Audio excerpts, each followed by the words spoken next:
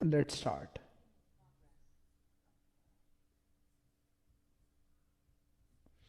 चले।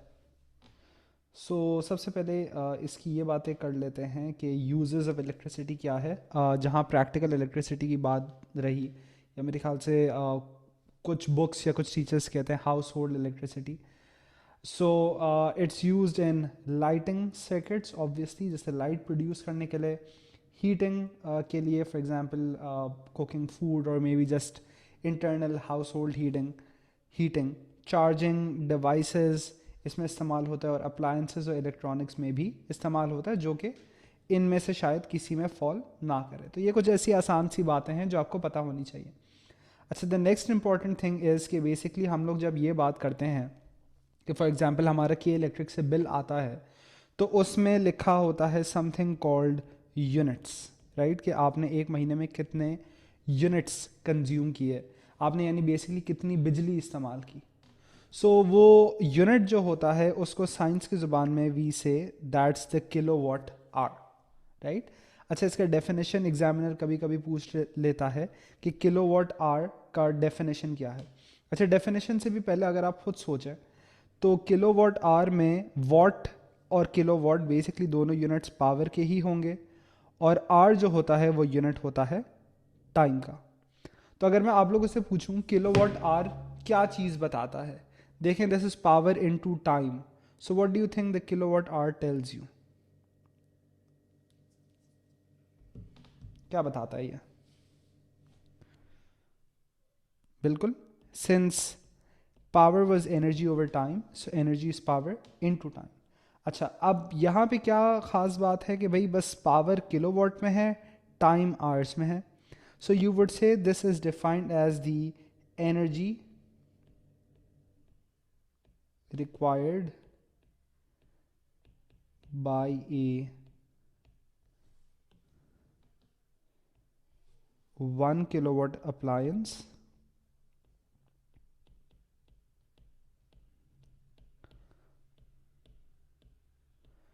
When used for 1 hour. सही है, बहुत ही आसान सी चीज़, इसमें भी अगेन कोई इतनी हार्ड एंड फास्ट चीज़ नहीं है। बेसिकली अगर आपको पता हो कि ये एनर्जी का यूनिट है, तो बस आपने ये सोचना है कि power needs to be in kilowatts, time needs to be in hours. Calculation में भी आपने बस यही चीज़ का ख्याल रखना है कि भाई मैं चाहे कोई सी भी कैलकुलेशन कर रहा हूँ किलोवाट आवर वाली, और ऐसे सवाल काफ़ी कॉमन होते हैं एमसीक्यूज़ में भी, कभी 2-3 मार्क के लिए वो स्ट्रक्चर्ड क्वेश्चन में भी पूछ लेता है, मोस्टली एमसीक्यूज़ में पूछता है, जैसा भी हम पास पेपर्स देखेंगे। बस ये दो चीज़ों का ख्याल रखना है कि भाई आप जब कैलकुलेशन करने जा रहे हैं तो क्या पावर किलोवाट में है, और दूसरी चीज़ क्या टाइम आवर्स में है। नहीं है तो आप उसी हिसाब से कन्वर्ट करेंगे। अब for example let's look at this question. Calculate the cost of using a 2400 watt appliance for 20 minutes given that 1 kilowatt hour, which is basically 1 unit, costs 15 cents. ठीक है? अगर मैं बात करूं इसकी, देखें, बेसिकली हम किलोवाट आवर एनर्जी ही ढूंढना चाह रहे हैं, which we know is power times time. ये देखना है कि भाई पावर आपका 2400 है और टाइम आपका 20 मिनट है। अगर नॉर्मल से एक सवाल होता तो हम ऐसे करते, but this is a question on kilowatt hour. तो क्या चीज़ का ख्याल रखना है कि आपका पावर किलोवाट में हो। तो किलोवाट में करने के लिए मैंने पावर को डिवाइड कर दिया बाई 1000, और टाइम को आवर्स में करने के लिए मैंने डिवाइड कर दिया बाय 60। ठीक है? So this is basically 2.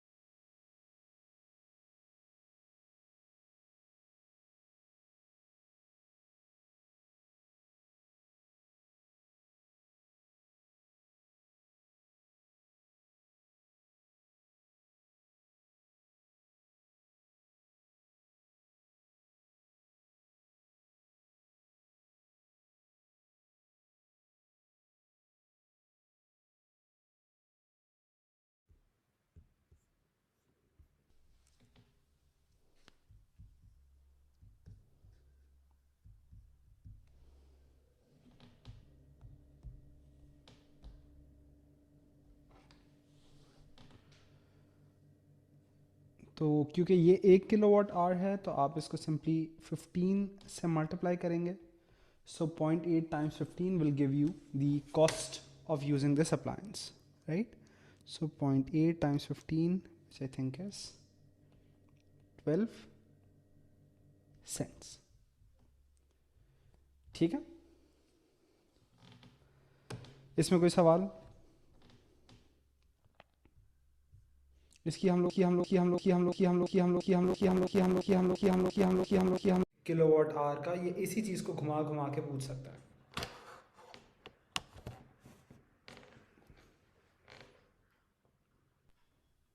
चलें जी. So if we talk about electrical hazards, यानी इलेक्ट्रिसिटी से क्या क्या नुकसानात हो सकते हैं, अगर उसकी ज़रा सी बात करें.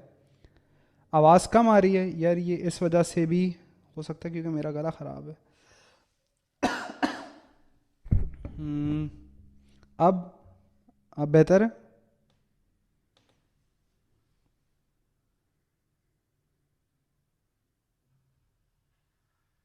अभी भी कम है यार, इसका क्या हल है?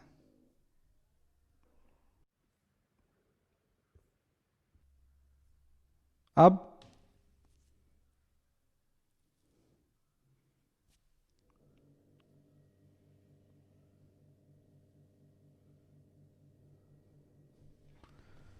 ठीक. तो इंसुलेशन डैमेज हो जाने क्या किस चीज़ को कहते हैं? कि फॉर एग्जांपल अगर आपने देखा हो कि कभी कोई डिवाइस हो और अगर उसमें से जो उसकी तार है वो उखड़ जाए ताकि you have your strands of conductor coming out like this is what damaged insulation means, right? तो डैमेज इंसुलेशन से क्या क्या मतलब हैज़र्ड्स हो सकते हैं? So basically, obviously, if that wire, we would say in terms of electricity, if it is live, यानी अगर उसमें current flow कर रहा है, so it can also lead to electrocution. Obviously, current लग सकता है किसी को भी. और अगर let's say कि वो किसी और चीज़ के साथ in contact आ जाती है, हमने पढ़ा है कि for example, current obviously has an heating effect, right? So it can also potentially cause fires or explosions. Overheating cables, ये इस चीज़ का नाम है कि फॉर एग्ज़ाम्पल अगर हमने केबल की भी कोई रेटिंग होती है, राइट? फॉर एग्ज़ाम्पल कि अगर लेट से एक जो जनरेटर की केबल होती है और लेट से एक जो मोबाइल फ़ोन के चार्जर की केबल होती है, इन केबल्स में फ़र्क होता है. हमें पता है कि रेजिस्टेंस ऑफ ए केबल अगर हम बात करें, so it's directly proportional to length and inversely proportional to area. So resistance जो एक केबल है, या तो वो वक्त के साथ या किसी और अपने इनकरेक्ट रेटिंग की वजह से अगर इस्तेमाल हो तो उससे भी वही सारे नुकसानात हो सकते हैं. तो अगेन ओवर हीटिंग केबल से अगर आपकी हीटिंग इतनी ज़्यादा हुई कि इंसुलेशन मेल्ट हो गई, सो अगेन इलेक्ट्रोक्यूशन, फायर्स और एक्सप्लोजन्स, या अगर इनमें से कुछ नहीं हुआ तो फिर भी आपकी अप्लायंस सेवेरली डैमेज हो सकती है अगर उसको जो भी करंट चाहिए था उससे बहुत ज़्यादा अगर मिल रहा हो, राइट? इसके अलावा damp conditions, so water is basically a good conductor, right? उसका रेजिस्टेंस बहुत कम होता है, so again that can also lead to electrocution, fires, explosions और डैमेज.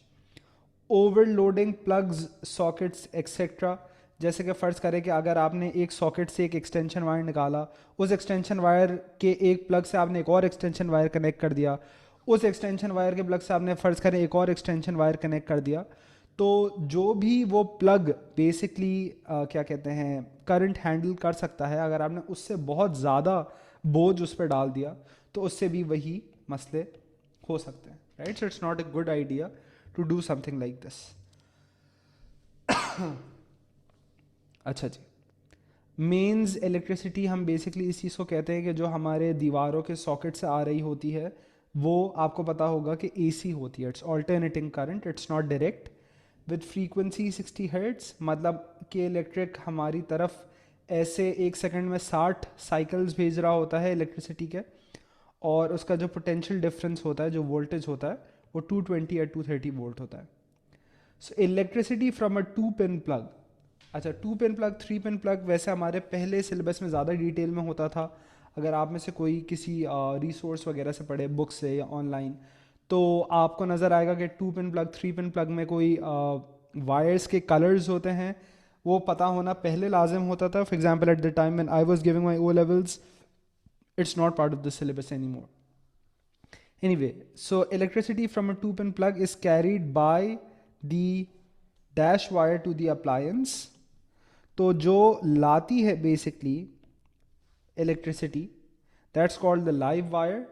वो appliance की तरफ electricity लाती है, और basically to complete the circuit there must also be a wire going back. तो ये ले जाती है neutral wire, राइट. बेसिकली अहम तारे ये दोनों हैं. तो लाइव वायर जो है ये इलेक्ट्रिसिटी ला रही है from the mains to your appliance, and the neutral wire is taking it back. 3-pin plugs have an additional earth wire for safety. तो उन्हें अर्थ वायर जो है वो बेसिकली इलेक्ट्रोक्यूशन से बचाता है, अभी जैसे हम लोग आगे देखेंगे. So if the metal casing becomes live, this wire carries excess current to the ground, hence protecting against electrocution. So कुछ केसेस में ऐसा होता है कि आपका लाइव वायर उखड़ के, अगर समझे आपके पास कोई ऐसा अप्लायंस है, let's say maybe something like a kitchen aid machine, right, और maybe like a hair dryer जिसका मेटल केसिंग है, राइट, और समथिंग एल्स जिसका भी मेटल केसिंग है, हो सकता है ट्रिमर हो, उसका मेटल केसिंग हो. तो अगर लाइव वायर उससे कनेक्ट हो गया, अगर अर्थ वायर नहीं था तो वो जो है क्या कहते हैं, अगर अर्थ वायर नहीं था तो वो बेसिकली इंसान को इलेक्ट्रोक्यूट कर सकता है मेटल केसिंग के ज़रिए. लेकिन अर्थ वायर उस एक्सेस करंट को ग्राउंड की तरफ ले जाएगा, and it's now going to protect against electrocution. सही है. तो ये इसका एक तरीक़ेकार है. This earth wire is basically used together with a fuse. So fuse का circuit symbol is like this, basically a resistor, but resistor में line through नहीं जा रही होती है, इसमें through जा रही है. आप में से कुछ लोगों ने देखा भी हो कि जैसे आप लोग कहते हैं कि भाई पंखे का फ्यूज़ उड़ गया या इस प्लग का फ्यूज़ उड़ गया है, फ्यूज़ रिप्लेस करना होता है. तो छोटा सा एक इस तरीके का एक दोनों एंड पे मेटल होता है, बीच में आपके पास एक ग्लास वॉल सी होती है और इसमें एक तार जा रही होती है, right. So it protects against excessive flow of current by blowing when current exceeds a certain value. तो उसका काम ये होता है बेसिकली, आप कह सकते हैं वो अपनी जान दे देता है अप्लायंस को बचाने के लिए, राइट. सो ऐसे होता है कि जब वो करंट का वैल्यू जो भी उसकी रेटेड वैल्यू है, जैसे समझे अगर मैं 4 एम्पेयर का करंट एक्सपेक्ट कर रहा हूँ, उससे ज़्यादा हो रहा है, तो वो खुद अपनी जान देकर आपके अप्लायंस को बचा लेता है. अच्छा, फ्यूज़ रेटिंग के अक्सर सवाल आते हैं, बहुत ही आसान सा आइडिया है. ऑब्वियसली आप चाहते हैं so that it blows immediately when the current exceeds the operating value, right. अब कॉमन फ्यूज रेटिंग्स क्या है, 3, 5, 13 एम्पेयर, राइट. फर्ज करें मेरे पास एक ऐसा सिनेरियो है where the rated current is 4 ampere, right. So let's say कि एक फ्रिज है, वो 4 एम्पेयर का करंट मांगता है. अब मेरा सवाल आप लोगों से, या चले इसको और ऐसे कर देते हैं, 4.5 एम्पेयर का करंट वो मांग रहा है. अब मेरा सवाल आप लोगों से ये है कि भाई अगर आपके पास ये 3 फ्यूज़ रेटिंग्स हों फॉर करंट ऑफ 4.5 एम्पेयर्स, कौन सा फ्यूज़ सिलेक्ट करना चाहिए. सही है. तो सवाल ऐसा आता है.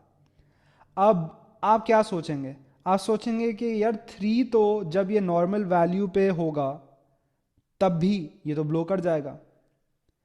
13 is basically almost 3 times this value.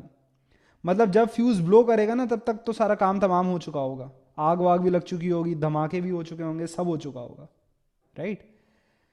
It's a lot more. 4.5 है, आप 13 तक अगर इंतजार करेंगे तो सब खत्म हो चुका होगा.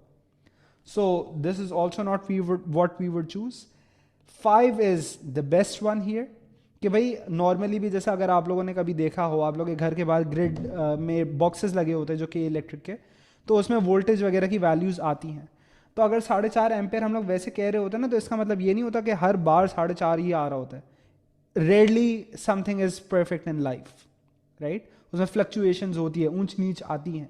तो कभी 4.4 भी हो रहा होगा, कभी 4.2 भी हो रहा होगा, कभी 4.8 भी हो रहा होगा. So something above that certain specific value. इसके बाद if something basically goes wrong, then it's alarming to us, and then that's when the fuse should blow, right. So 5 amperes is basically the value we would select here.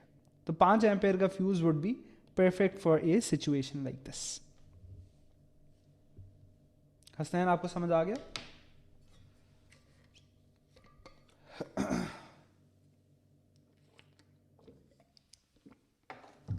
चल आगे basically जिसको आप लोग circuit breaker कहते हैं उसको हमारा syllabus trip switch कहता है.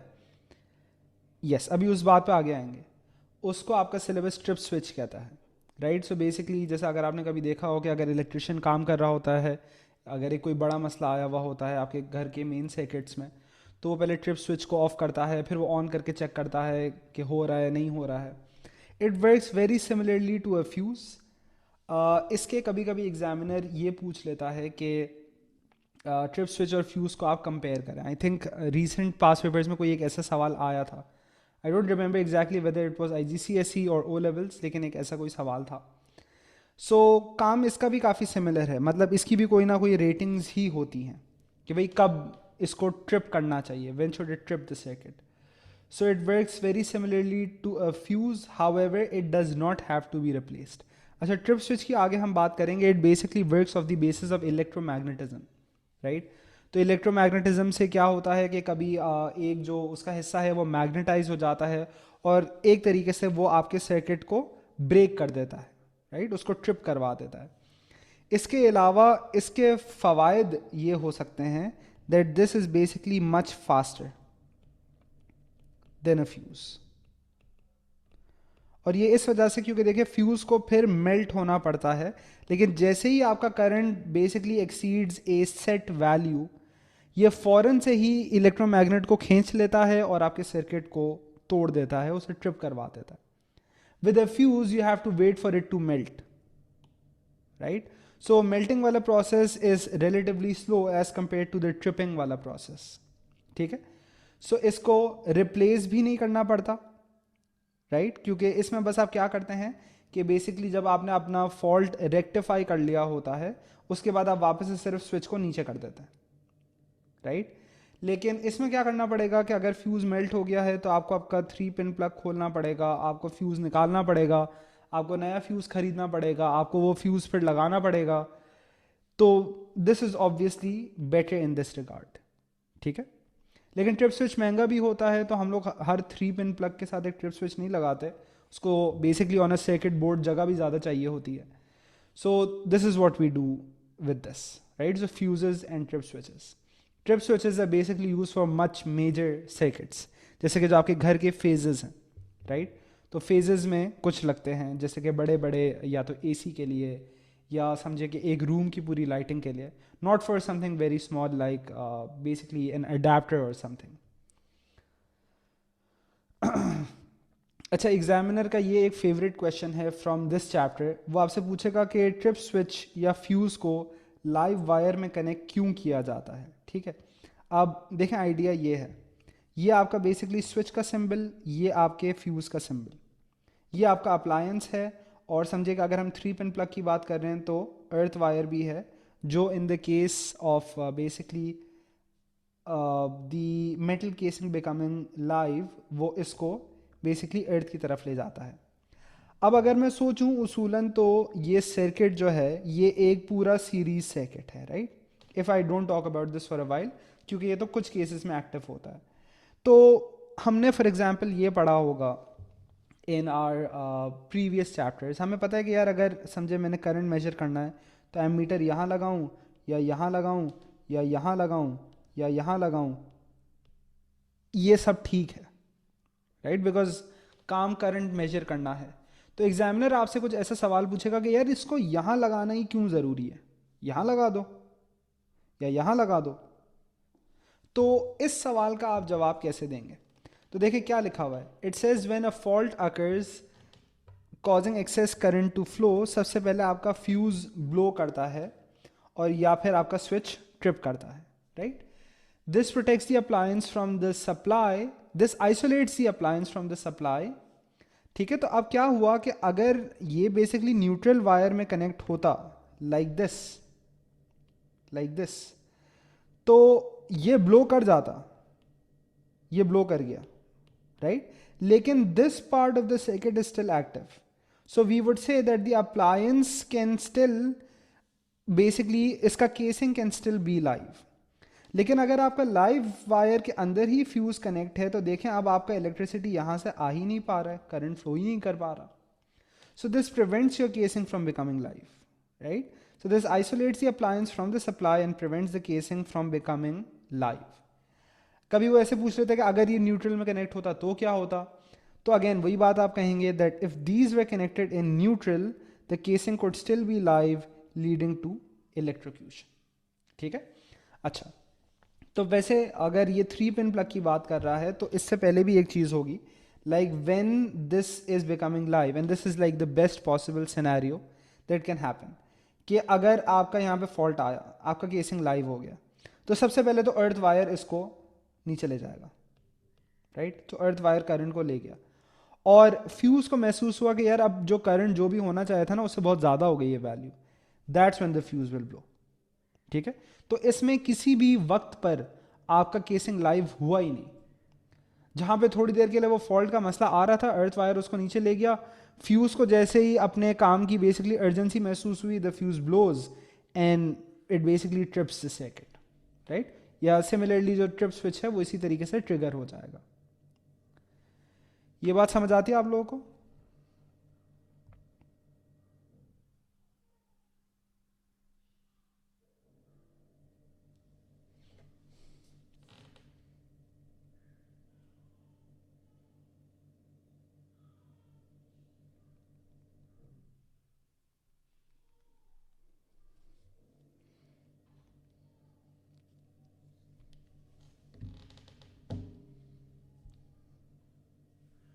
डन?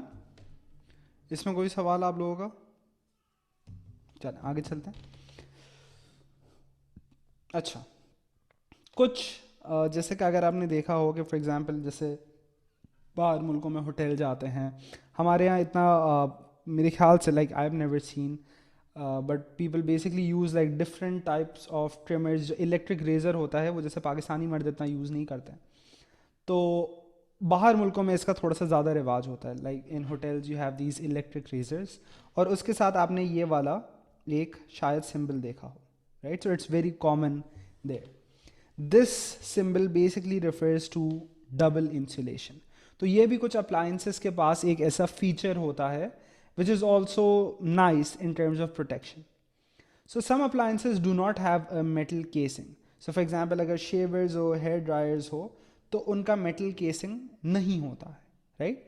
तो metal casing जैसे किस चीज़ का हो सकता है? Maybe like a blender, right? Maybe it can have a metal casing, but most appliances do not have a metal casing. तो इसे हम कहते हैं कि भाई इसके पास 2 layers of insulation है। एक तो इसका इंसुलेशन अराउंड द वायर्स भी है, और दूसरा वो ये वाला अंदर वाला सिंबल,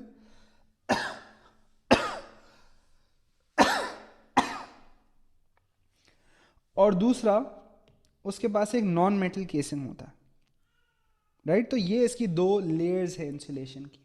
अब ऑब्वियसली अर्थ वायर का काम क्या था?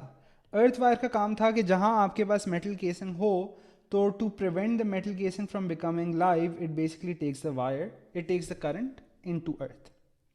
लेकिन अगर आपके पास मेटल केसिंग है ही नहीं तो आपको अर्थ वायर की ज़रूरत है ही नहीं। So what is the major takeaway here is basically appliances जिनके पास डबल इंसुलेशन होता है, so appliances with double insulation do not need an earth wire. सही है, तो इन्हें अर्थ वायर की ज़रूरत नहीं होती है।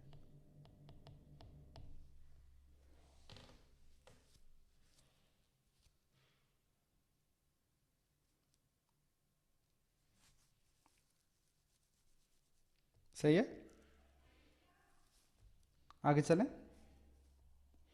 This is basically the end of all of electricity.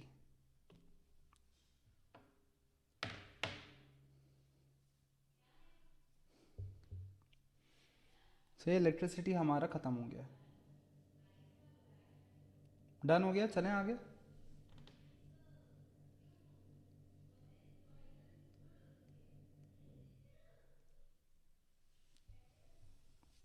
Guys, any questions?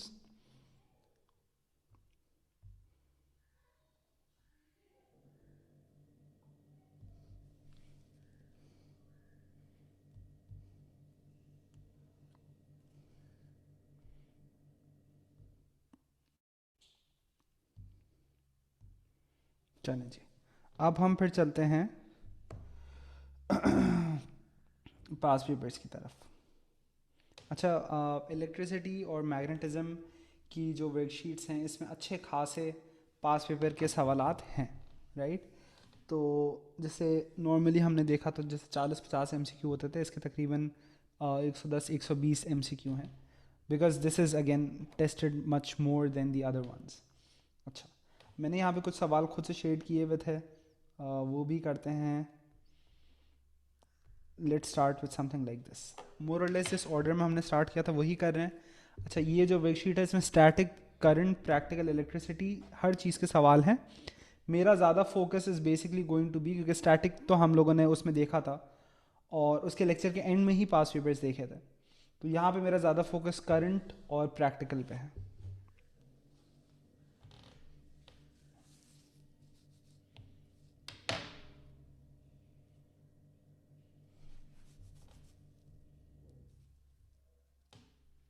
Last class की अभी अभी अब वो यूट्यूब पे अपलोड हुई है, आप देख लीजिएगा, ख्याल से 1 बजे करीब करीब हुई होगी।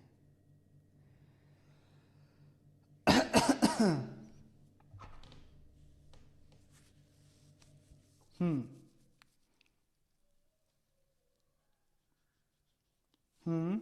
ये भी कर सकते हैं।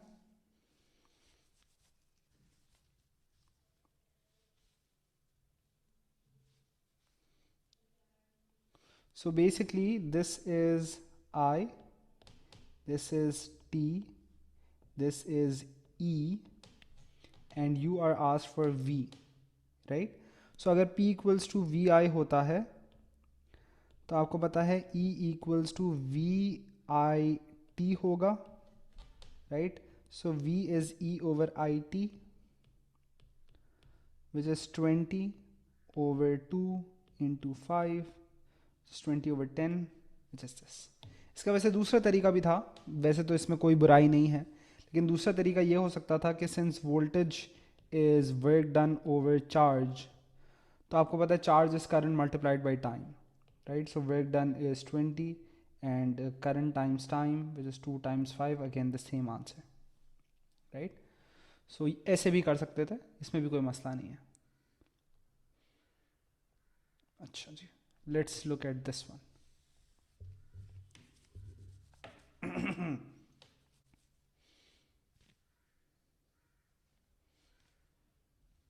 ये डायोड के बारे में सवाल है।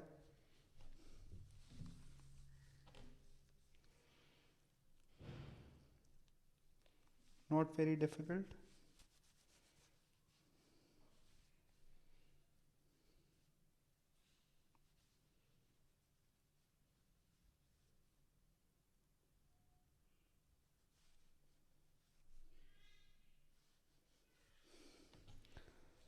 सो what makes the lamp light? अभी ये लाइट अप नहीं कर रहा, क्यों? क्योंकि ये पॉजिटिव एंड है, ये नेगेटिव एंड है, करंट यूं फ्लो कर रहा होगा, it's opposite in direction to the basically the direction diode is facing. तो कैसे आप इसको रिवर्स, आप कैसे लैम्प को लाइट अप करवा सकते हैं? दो तरीके, या तो इसको रिवर्स कर दें या डायोड को रिवर्स कर दें। So reversing the battery connections, that's this one. Reversing connections to the lamp is wrong. Lamp is not, basically उसको फ़र्क नहीं पड़ता कि वो कैसे कनेक्ट हो, उसके किसी भी एंड को कैसे भी कनेक्ट करें उससे कोई मसला नहीं है, ठीक है।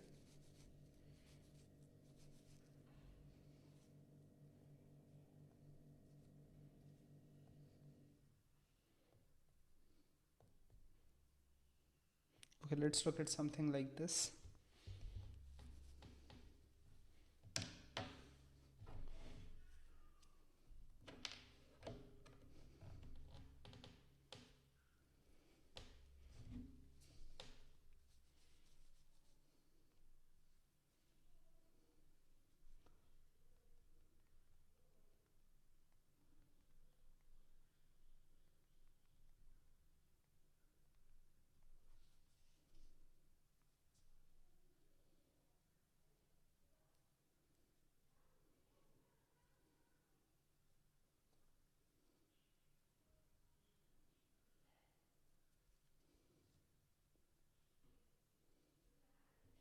ये थोड़ा सा ज़्यादा कॉम्प्लिकेटेड है, how you do this one is basically by drawing a wave. जो भी आपको फ्रीक्वेंसी दिया है तो आपको उसके हिसाब से टाइम पीरियड के हिसाब से बना सकते हैं.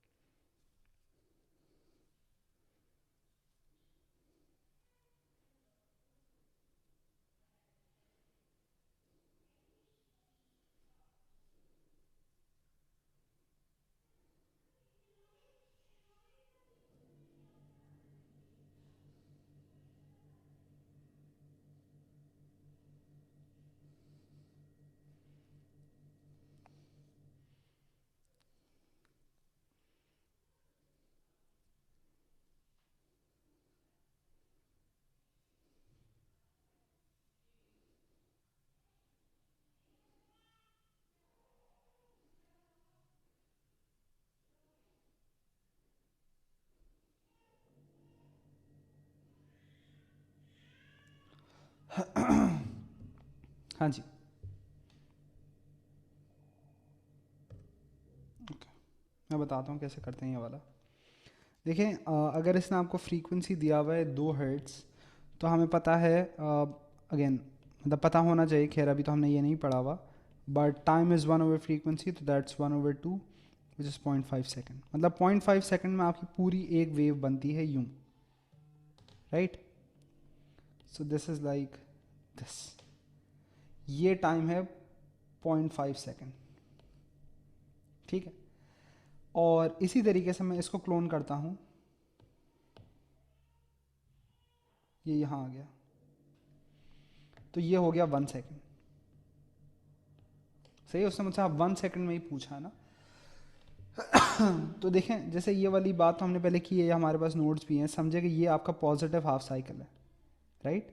तो इसमें ये कंडक्ट करेगा, तो ये लैम्प ऑन हो गया, राइट. एलईडी है, so it's a light emitting diode. तो एलईडी का मतलब इसमें लैम्प और डायोड दोनों मिलाकर हैं, राइट. ये एरोज बाहर जा रहे हैं, इसका बेसिकली मतलब ये है that this is emitting light. जैसे कि एलडीआर में उसको लाइट इनपुट चाहिए होता, तो एरोज वर पॉइंटिंग इनवर्ड्स. तो इधर भी ऑन होगा, इधर भी ऑन होगा, और बाकी 2 हिस्सों में ऑफ हो जाएगा. तो इधर भी ऑफ, इधर भी off. So twice on twice off, B. समझ आया ईशर जी? मैंने यही तो किया हुआ है, फ्रीक्वेंसी वाला concept.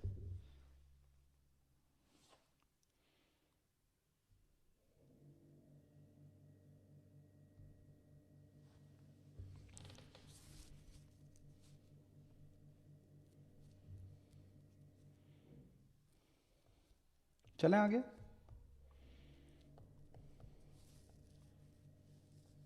How about this one? Pretty easy.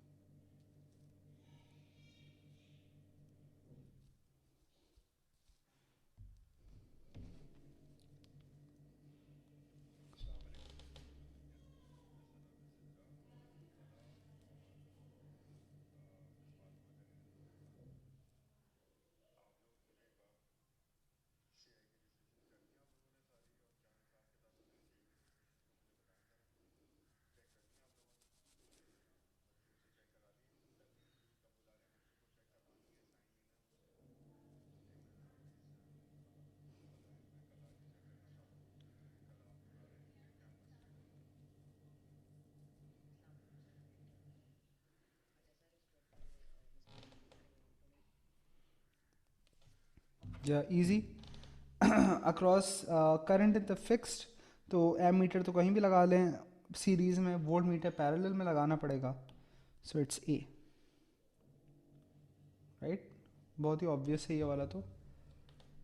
खैर मैंने करा दिया because we are doing it in the order of basically how we studied it in class.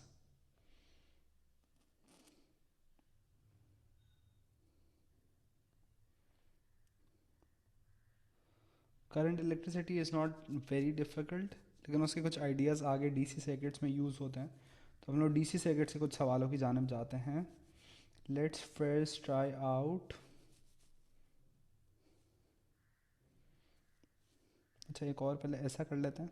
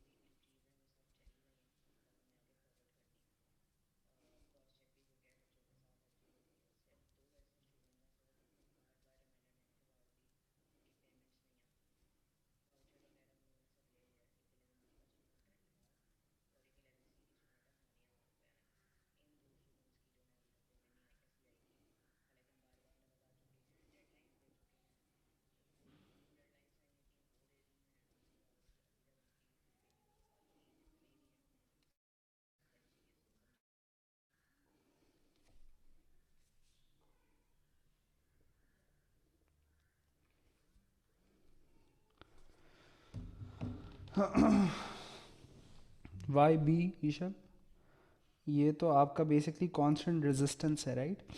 तो कांस्टेंट रेजिस्टेंस का मतलब है,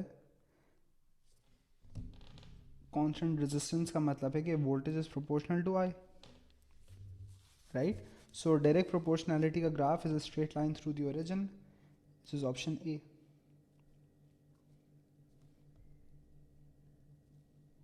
ठीक है, या बेसिकली ओम्स लॉ। अच्छा अब हम जाते हैं towards a question like this one may be.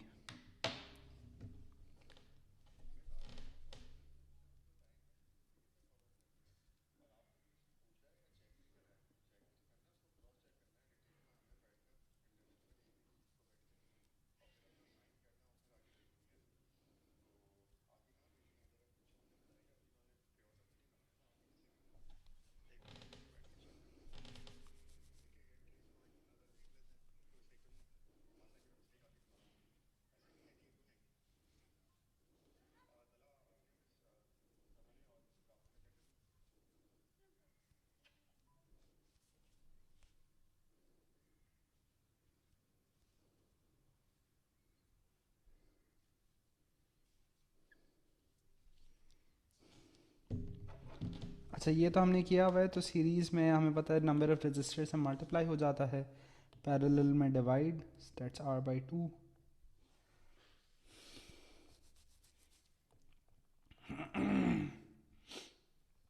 Okay how about this one.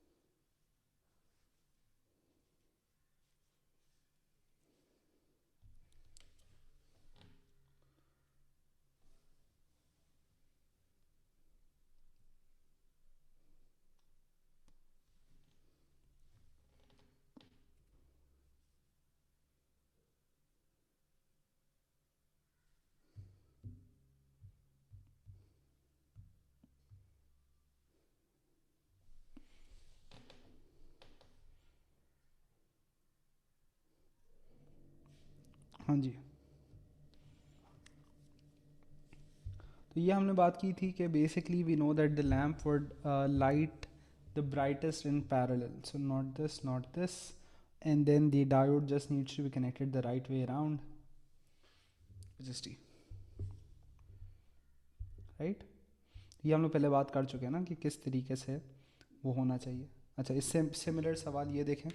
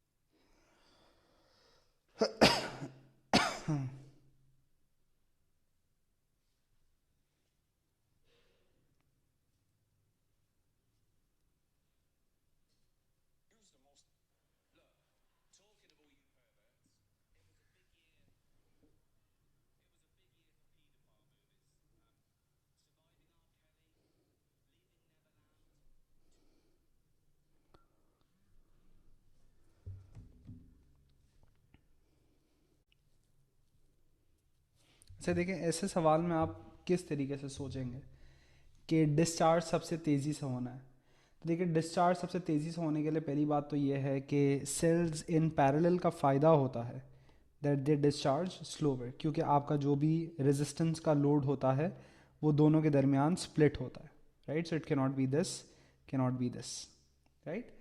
So basically जिसमें करंट क्या कहते हैं ज़्यादा होगा वो वाला ज़्यादा तेज़ी से डिस्चार्ज करेगा। तो अगर हम इसकी बात करें, इसमें तो करंट कम होगा, राइट।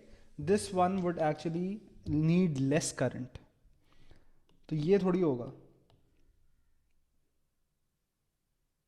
राइट। इसमें तो टोटल रेजिस्टेंस जैसा अभी क्या 2R होता, इसमें R/2 होता, सही है। सो आई इज बेसिकली V/R। अगर आप सोचें, करंट ज़्यादा होने के लिए आपका वोल्टेज ज़्यादा होना चाहिए, रेजिस्टेंस कम होना चाहिए। तो वोल्टेज ज़्यादा चाहिए था, इसी वजह से हमने वो वाले सेल्स के सीरीज़ कन्फिगरेशन उठाए जहाँ पे वोल्टेज ज़्यादा है और रेजिस्टेंस कम है। So it's this. डिस्चार्ज का मतलब है कि भाई कौन सा सेल सबसे जल्दी it runs out, which one runs out the fastest, basically ये पूछा है ना आपसे। तो देखें ना, हम ये चाहते हैं कि अगर डिस्चार्ज हो जब सबसे जल्दी से, सो बेसिकली करंट सबसे ज़्यादा होना चाहिए ना, इसका मतलब वोल्टेज ज़्यादा हो रेजिस्टेंस कम हो, राइट।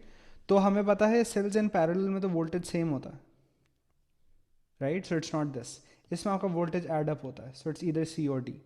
और फिर आप चाह रहे हैं कि अगर करंट ज़्यादा हो तो रेजिस्टेंस कम होना चाहिए ना, सो इट्स C। या the time for the cells to stop working, ठीक है। Okay, how about how about this one.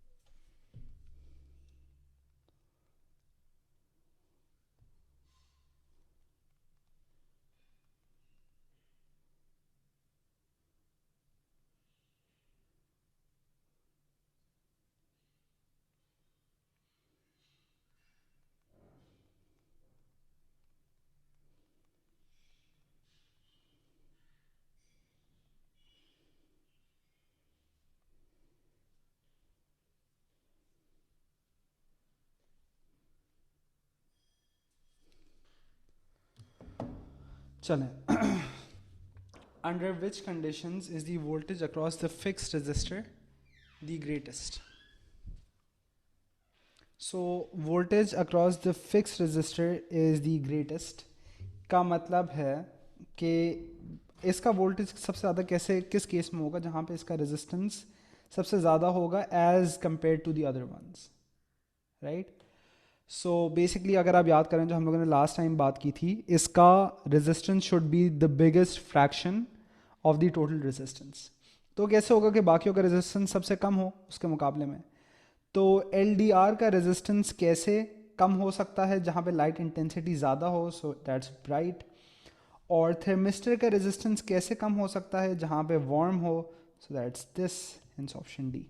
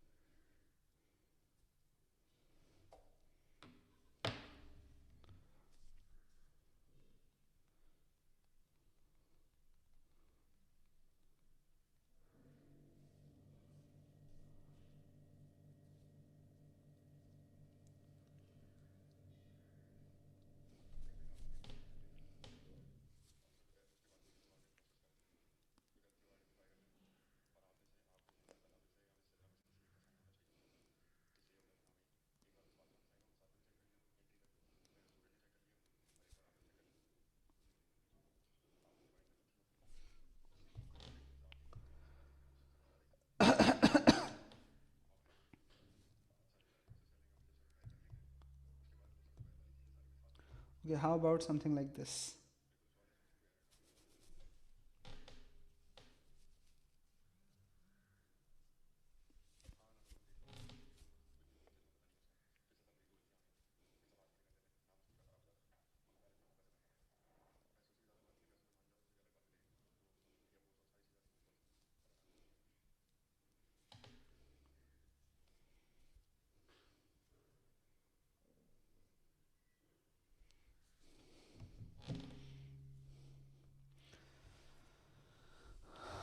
हाँ जी.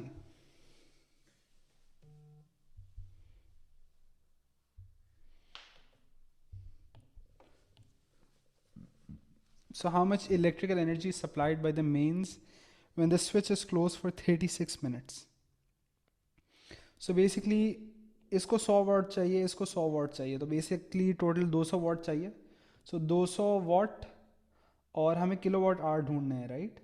सो 200 को डिवाइड किया बाई 1000, टाइम इज़ 36, सो 36 को डिवाइड किया by 60, so 0.2 times 36 over 60, just 0.12, just option C.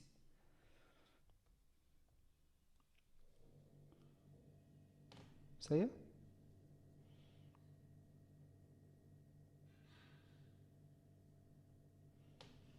अच्छा, ये वाला अब ट्राई करें.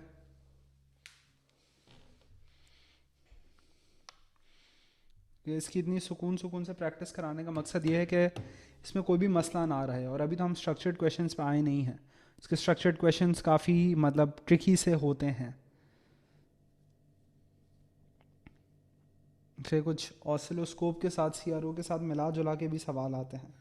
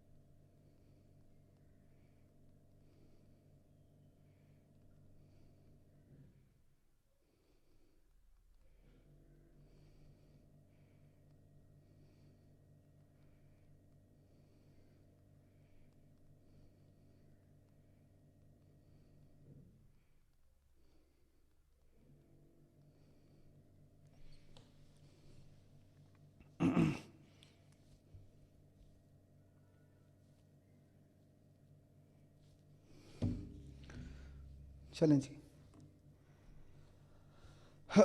सो बेसिकली आपने इसमें सोचना है कि भाई क्या क्या हो सकते हैं, उस हिसाब से आप देखेंगे. तो basically what you can do is you can find the, you can use potential division to find the potential difference across each of these, right? तो फॉर एग्जांपल अगर 2 का कर रहा हूँ मैं, तो मैं लिखूँगा 2 over 2 + 5 + 3 which is 10 into 5, right? So this is 0.2 into 5, तो 0.2 इंटू 5 इज़ 1. सही, तो पी क्यू के दरमियान आ रहा है 1 वोल्ट. अगर मैं 5 के लिए करूँ तो करूँगा 5 over 10 into 5 which is 2.5 volt. अगर आर एस के लिए कर रहा हूँ तो मैं क्या करूँगा, मैं करूँगा 3 over 10 into 5 which is 1.5 volt. तो बिल्कुल आर एस सही है. समझे? अगर वो आपसे कहता 4 वोल्ट किसके अक्रॉस आ रहा है, या समझें, यस चलें, 4 वोल्ट किसके अक्रॉस आ रहा है, तो इसका फिर सही जवाब हो जाता क्यू एस. ऑल राइट, अगर यहाँ वोल्ट मीटर कनेक्ट होता तो ये 4 रीड कर रहा होता. तो ऐसे सवालों के लिए भी तैयार हैं. Okay, this is also a bit of a tricky question, potential division से ही ताल्लुक है इसका.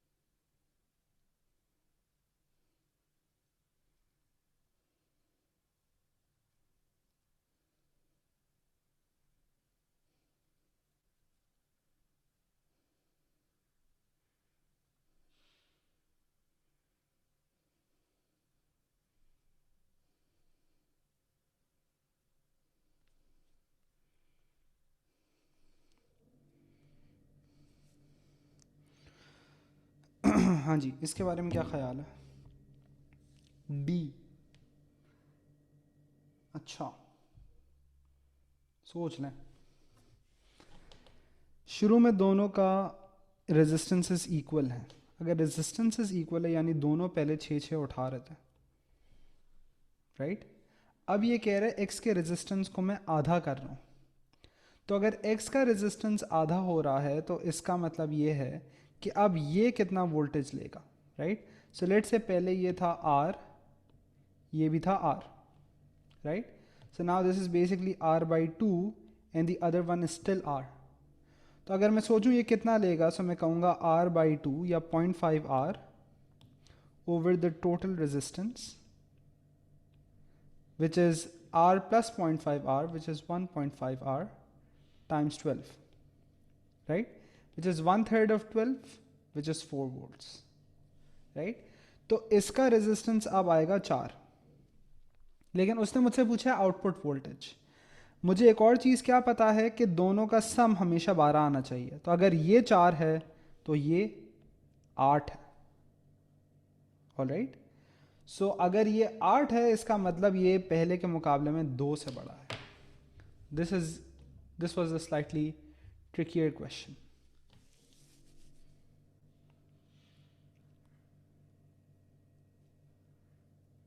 सही है. अच्छा, देखें मैंने ये कहा कि पहले तो इसने बताया कि दोनों के रेजिस्टेंसेस इक्वल है, यानी अगर इसका भी आर है इसका भी आर है, इसका मतलब वोल्टेज दोनों में इक्वली स्प्लिट हो रहा है. 6-6 था. वो कहता है एक्स का रेजिस्टेंस आधा हुआ तो ये आर बाई टू हो गया, राइट. और इसका रेजिस्टेंस आर ही रहा. अगर मैं वोल्टेज डिवीजन यूज़ करूं, न्यूमरेटर में 0.5 आर, डिनोमिनेटर में 0.5 R plus R which is 1.5 R times 12. So इससे मुझे ये पता चला कि भाई नया रेजिस्टेंस एक्स का कितना है, नया वोल्टेज एक्स के अक्रॉस कितना है. तो वो आया 4. तो ये आ गया 4, लेकिन मुझे तो इसकी बात करनी थी. तो मैंने कहा कि भाई किसी भी वक्त पे एक्स और वाई के वोल्टेजेस का सम 12 ही होगा ना. अगर अभी 4 हो गया इधर और टोटल 12 है तो इसका मतलब बकिया 8 यहाँ आ रहा होगा. So as compare to the 6 previously the voltage increase by 2. सही है.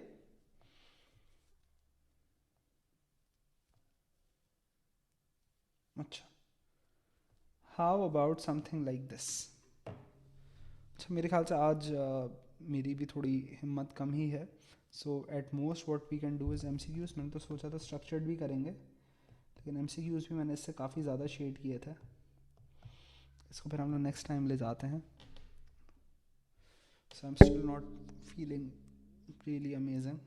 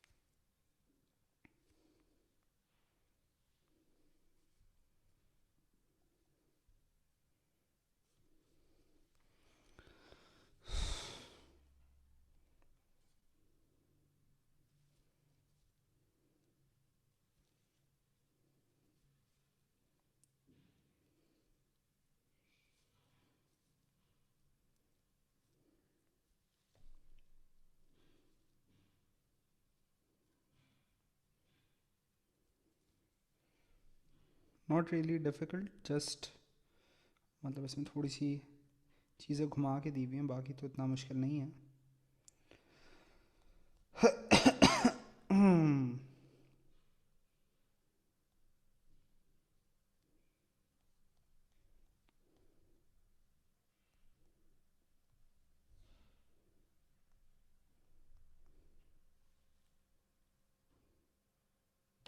जी. So a 240 volt mains circuit contains 8 60 watt lamps in parallel. तो 60 60 60 60 60 वाले ऐसे 8 हैं, राइट. तो अगर मैं सोचूं टोटल पावर कितना चाहिए, सो P equals to V I, right. So I basically need 60 times 8 इतना पावर, राइट. Voltage is 240. तो ये करंट हम पहले ढूंढ लेते हैं, राइट. तो 60 टाइम्स 8 डिवाइड बाई 240, तो ये करंट आता है 2 एम्पीयर.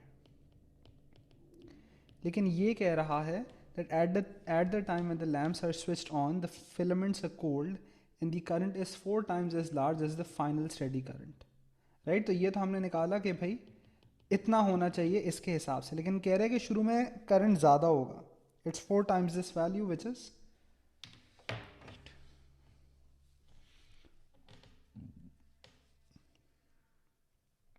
सही है. इसमें कोई सवाल? एक आखिरी ये कर लेते हैं and this is where we'll wrap up. अभी भी काफ़ी सारे MCQ स्ट्रक्चर्ड क्वेश्चन रहते हैं.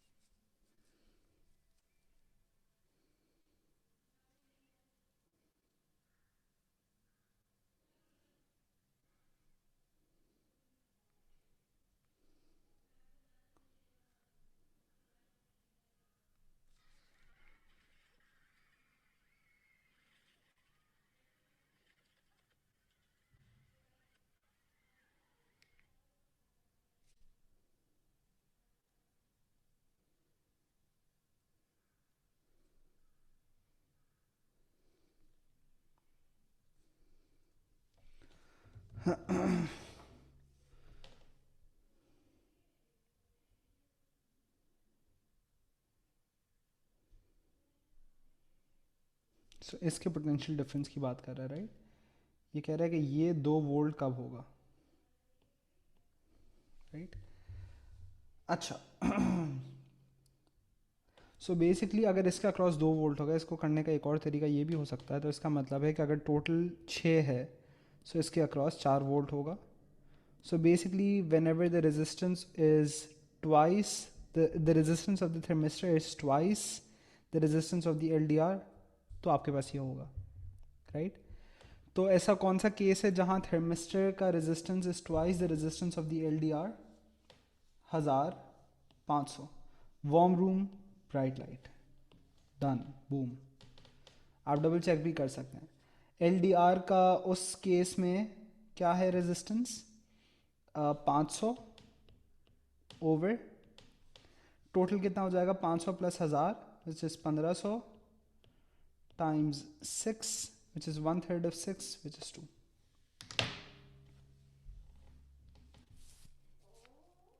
सही है, ठीक है। So that's it for today. हमने इलेक्ट्रिसिटी वैसे ख़त्म कर लिया है। नेक्स्ट टाइम हम लोग इसके और ज़्यादा क्वेश्चन साथ में करेंगे इंशाल्लाह, जो कल क्लास होगी। और उसके बाद हम लोग मैग्नेटिज्म से स्टार्ट करेंगे। सो मेरा फोकस ज़्यादा ये है कि हम लोग क्या कहते हैं, पास पेपर ज़्यादा से ज़्यादा साथ करें। तो मैग्नेटिज्म वगैरह की वीडियोज़ हैं, तो शुरू की कुछ वीडियोज़ मैं आप लोगों को देखने के लिए दे दूँगा। आप लोगों ने अभी से देखनी है, आप लोग अभी से देख लें, या और इलेक्ट्रिसिटी की प्रैक्टिस करके बैठना है नेक्स्ट क्लास से पहले, तो वो भी कर सकते हैं। ठीक है जी, चलें, टेक केयर, अल्लाह हाफ़िज़।